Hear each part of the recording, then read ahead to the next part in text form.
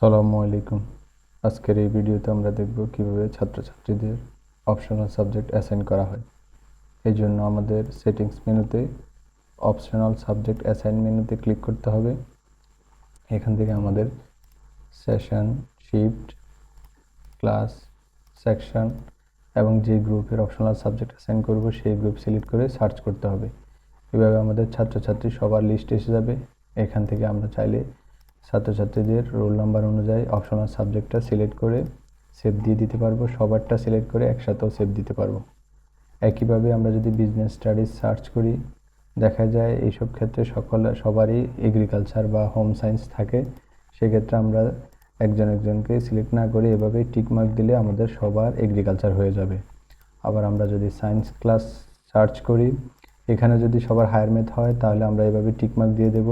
আর যদি higher math না হয়, কারো এগ্রিকালচার হয়, কারো হায়ার ম্যাথ হয়, আমরা এভাবে একটা সিলেক্ট করে একজনেও সেভ দিতে পারবো অথবা এখানেও সেভ দিতে পারবো।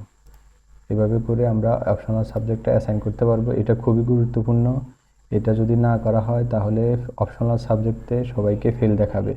এটা করার পরে কাউকে ফেল দেখাবে না, তাদের অতিরিক্ত মার্কগুলো আমাদের মার্কশিটে যোগ হবে, জিপিএতে যোগ হবে।